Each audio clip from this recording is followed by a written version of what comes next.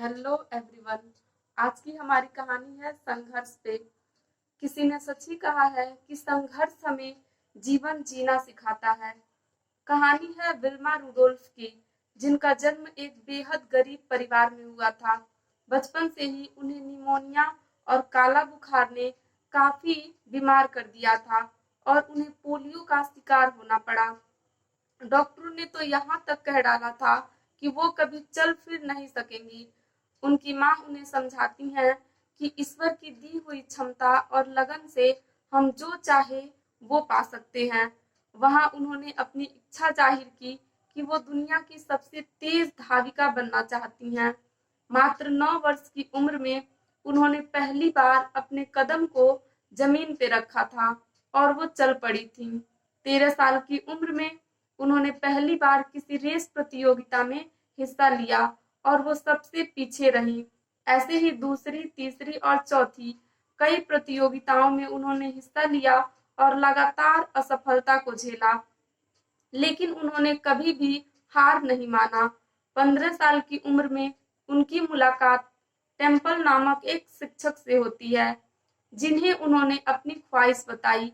उन्होंने कहा कि कुछ भी जीतने के लिए तुम्हारी इच्छा शक्ति ही बेहद जरूरी है। मैं तुम्हारी मदद करूंगा और तुम एक दिन जरूर जीतोगी। वो दिन भी आया जब विल्मा ने ओलंपिक में हिस्सा लिया। ओलंपिक में दुनिया के सर्वश्रेष्ठ खिलाड़ियों का मुकाबला होता है। विल्मा का मुकाबला था जूता हैन से, जो कि बेहद तेज धाविका थी और आज तक उन्हें किसी ने भी हरा नहीं पाया था। पहला रेस था 100 मीटर का, जिसमें विल्मा ने जूता को हराया और अपना पहला गोल्ड मेडल जीता। तीसरा रेस था 400 मीटर का, जो कि फाइनल रेस था विल्मा और जूता हैन के बीच।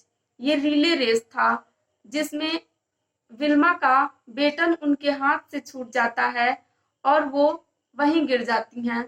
फिर वो देखती हैं जूता हैन उनसे काफी आगे निकल चुकी हैं और वो फिर एक बार उठती हैं, बैटन उठाती हैं और बिजली की तरह तेजी से दौड़ पड़ती हैं और फिर एक बार जूता हैन को पीछे छोड़ गोल्ड मेडल जीत लेती हैं।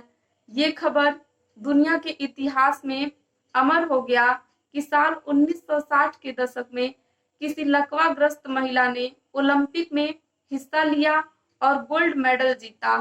तो ये विल्मा रूडोल्फ की छोटी सी कहानी हमें एक लंबी बात सिखाती है कि संघर्ष का होना जीवन में बेहद जरूरी है, क्योंकि यही हमें आगे बढ़ना सिखाता है। और सबसे जरूरी बात, दुनिया में एक शिक्षक का होना बहुत जरूरी है हमारे लाइफ में और सबके लाइफ में, जो कि आपको मोटिवेट करे और प्रेरित करे ताकि आप आगे बढ़ें।